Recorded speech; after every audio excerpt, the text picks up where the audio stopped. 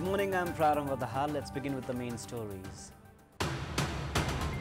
Closed session of the Samyam meeting of Nepali Congress begins following agreement among senior leaders for partial amendment in the organizational report of Party General Secretary Gagan Thapa. Government prepares to enlarge the budget size to 2.4 trillion rupees in the next 3 years. Analysts point out government errors in putting forward ambitious projects without study. Indian farmers' unions reject 5-year contracts for minimum support prices proposed by Indian government. Problems remain intact ahead of a general election due by May. And Nepal women's national football team up against Syria at the West Asian Football Federation Championship today. Match at the King Abdullah Sports City in Jeddah, Saudi Arabia to kick off at 7:45 p.m. Closed session of the Samyam meeting of Nepali Congress has begun. Following agreement between senior leaders, Nepali Congress had said that all reports are to be presented at the party's Samyam meeting today and discussions are to begin as well. According to Nepali Congress head of the Promotions Department, Min Vishwakarma, group discussions are to be held on the reports on policy, organization, current affairs, finances and accounts at the Samyam meeting today. Policy report of Party Vice President Purnabahadur Khatka is being presented at the moment, while organization report of General Secretary Gagan Thapa and political report of another General Secretary Vishwaprakash Sharma are to be presented later in the closed session which is underway. Finance Minister Prakash Sharma's report on current status of economy and challenges and Shyam Gimle's report on accounts are also to be presented.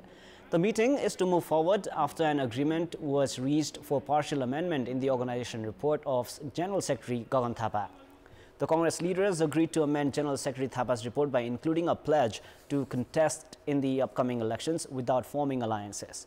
Prior to this, Party President Sherbalu Deva was not content with the report prepared by General Secretary Thapa, which had stated that Nepali Congress would not form electoral alliances in the days ahead.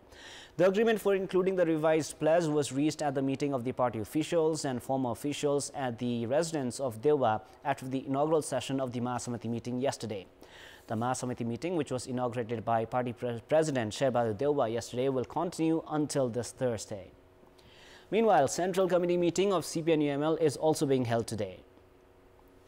According to main opposition CPN-UML, the meeting, which is being held at the party headquarters in Chasal, Lalitpur, will delve into 6 agendas. Discussions are to be held on topics including current political affairs, assessment of the party organization, and programs to strengthen the party. It has been learned that talks are also to be held on problems seen in expanding the public reach of the party and identifying required solutions. The Central Committee meeting will continue for a period of 3 days. On the occasion of Democracy Day yesterday, Prime Minister Dahal said that he was minutely observing the challenges in ensuring good governance, social justice and prosperity. But his own cabinet includes 3 ministers who are under pressure to tender their resignations for their involvement in different scandals. The Council of Ministers of the government, led by Prime Minister Dahal, who regularly shares assurances of good governance, includes ministers facing allegations. Prime Minister Dahal has not asked them to quit their roles to ensure fair investigation. There are 3 ministers in the cabinet who are facing wide pressure to resign from their posts. The investigation committee formed to probe the unfortunate incident in Lalitpur's Balkumari, which resulted in the death of 2 youths on 29 December last year, questioned the role of Minister for Physical Infrastructure and Transport Prakash Jwala. The report has already reached the Prime Minister through the Ministry of Home Affairs. Minister Jwala still holds his position despite being found involved by the commission formed by the government. Another member of Dahal's cabinet, Minister for Health and Population Mohan Bahadur Bosnet, is being investigated by the CIA for his alleged involvement in the Terramox scandal. The anti-graft body has already recorded a statement from him. Despite reaching the CIA office in his official vehicle to record his statement, Bosnet is yet to tender his resignation. Minister for Culture, Tourism and Civil Aviation Sudan Kirati, who had facilitated the decision of leasing the land against the law through the Lumbini Development Trust, is also facing severe criticisms. These 3 ministers who have violated laws and have been investigated and found involved must have resigned by now on moral grounds. However, neither have they facilitated investigations by furnishing resignations, nor has the Prime Minister suspended them. Along with Communication Minister Mohan Bahadur Bosnet and Gyanendra Bahadur Karki, Chief Secretary of the Government of Nepal, Boykunta Aryal, was also alleged of involvement in the Terramox case. Another official drawn into controversy is Secretary General of the Parliament Secretariat, Padma Prasad Pandya. He has been alleged of holding 2 citizenship certificates and passports. The Vice Chairperson of Lumini Development Trust, Liarkhyal Lama, is another individual alleged of having a role in the leasing of land alongside Minister Kirathi. Analysts are of the opinion such individuals being investigated by state entities remaining in their positions is likely to have a direct impact on the investigation and not ensure good governance. The government has been claiming good governance, social justice and economic prosperity among its priorities, but failure in walking the talk will lead to a situation where nobody will believe the slogan of good governance. In our Public Voice segment, we have asked in several provinces how have the public used the rights ensured by democracy. Let us now take a look at what they had to say.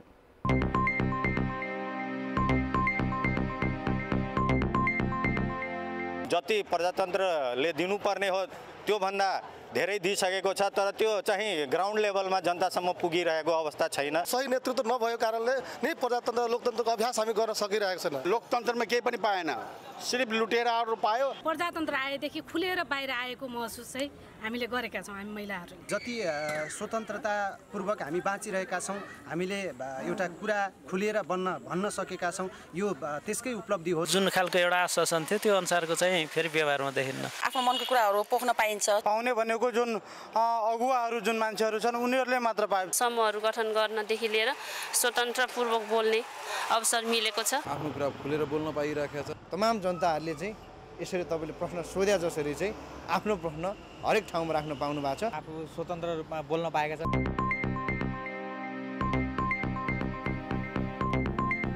The National Monitoring Committee on Resources has set the budget ceiling at 1.8 trillion rupees for the upcoming fiscal year. The government, which had introduced the budget of 1.751 trillion rupees for the current fiscal year, recently made the amendment after failing to collect expected revenue. The government introduces the budget of huge figures, but it makes amendments every year after failing to collect expected revenue and failing to spend. Instead of making improvements in this bad trend, the government has one more time prepared a draft to introduce budgets of huge amounts for the next 3 years. According to the statistics made public by the Statistics Office some 2 months ago, the country's economic growth was at 3.2% in the first quarter of the ongoing fiscal year. Meanwhile, the government has a target of raising the country's economic growth rate to 6% within the next 3 years. The government, which introduced a budget of 1.751 trillion rupees for the ongoing fiscal year, says the budget will be raised to 1.8 trillion next year, 2.1 trillion the year after that, and 2.455 trillion rupees following year. Experts opine that the government has come up with an ambitious target without analyzing the actual situation. Nepal currently has a loan of 2.386 trillion rupees, out of which 1.2 trillion is external debt.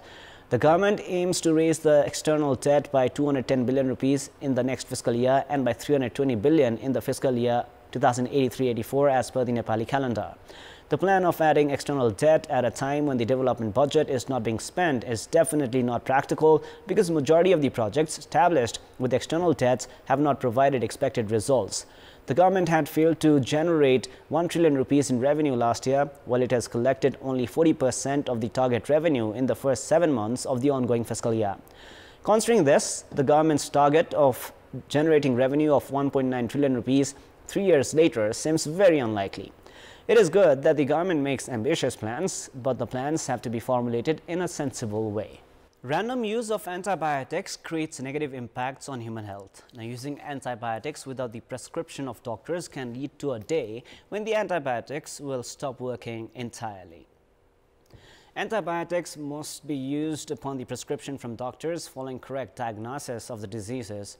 But in recent days, the use of antibiotics has increased without prescription from the doctors or on the basis of suggestions from the pharmacies, which is dangerous. The random use of antibiotics leads to germs like bacteria and fungi developing the ability to defeat the drugs designed to kill them, meaning antimicrobial resistance is developed in human bodies. Such problems have begun surfacing among patients in Nepal as well. Antibiotics are used to treat or prevent some types of bacterial infection, and they work by killing bacteria or preventing them from spreading. But Nepal's legal arrangements of the Drugs Act 1978 prohibit the use of such drugs without prescription from the doctors. However, these drugs are being sold even without the prescriptions. Regulatory authority, the Department of Drug Administration (DDA), has not recorded a single complaint regarding the use of antibiotics without prescriptions, while it has not been able to conduct required monitoring as well. According to the World Health Organization, failure to address the problems related to antimicrobial resistance could lead to 10 million deaths each year by the year 2050. Such problems could have severe impact in developing countries like ours. Experts have also called for the government to implement laws regarding sales and distribution of antibiotics and formulation of clear criteria. It is now time for our segment Public Pulse, where you text us with your opinion. Public Pulse. The question is, what should be done to discourage the use of random antibiotics? Your options are A, prohibit sales without prescription, B, strengthen regulation, and C, patients should be aware. The voting is on. Type NEWS, select your option A, B, or C, and send it to 34001. Time now for the international news.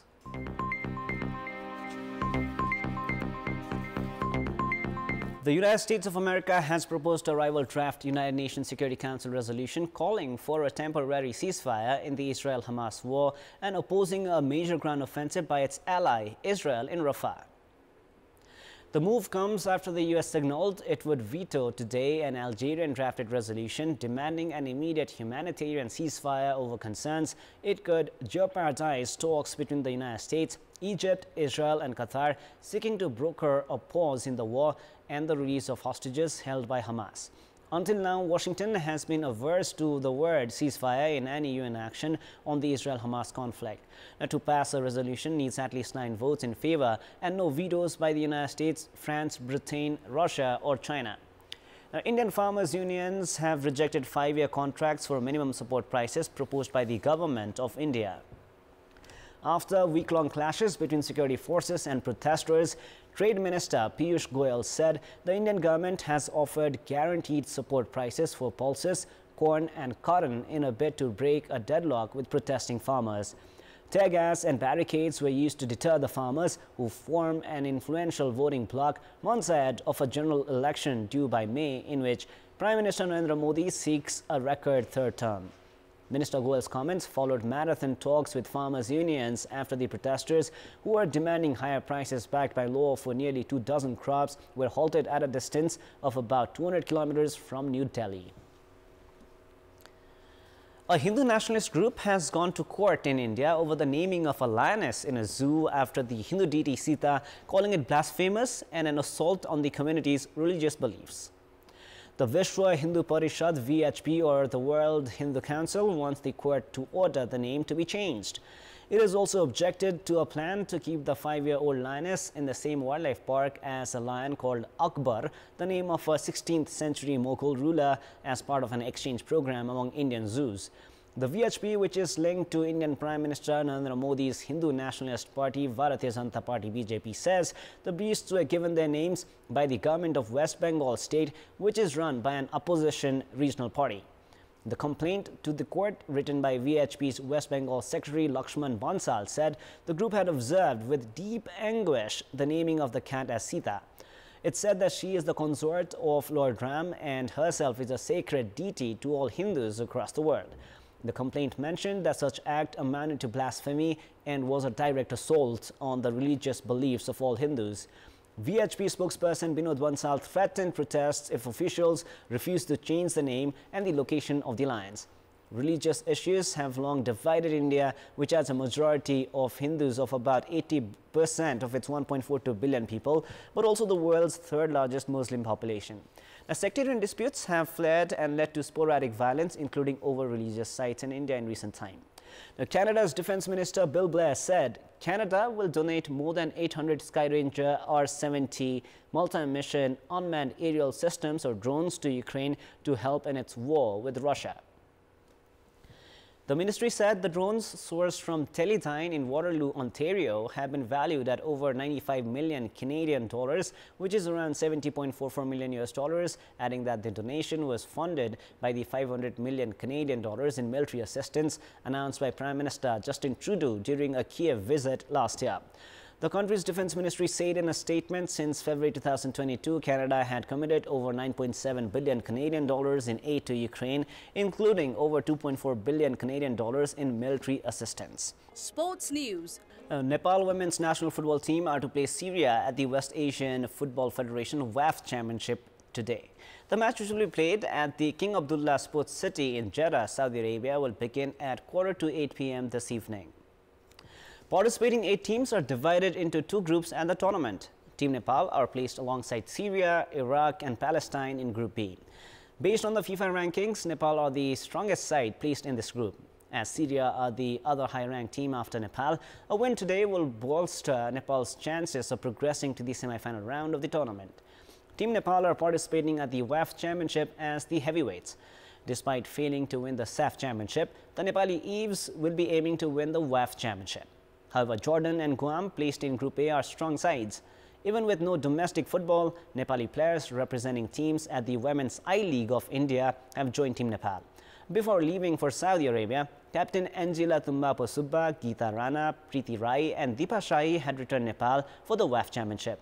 Meanwhile, star forward Savitra Bhandari, who plays for French side Onofon Congo Feminines, had directly reached Saudi Arabia for the tournament. Nepal A are currently playing their second one-day match against Canada. In the match that started at the Mulpani Cricket Ground at 9:30 a.m., Nepal elected to bowl. As per the latest update, Canada have posted 125 runs for the loss of 4 wickets in 27 overs. That is all for the moment. Our next English bulletin airs at 6 p.m. Thank you for staying with us. Have a beautiful day ahead.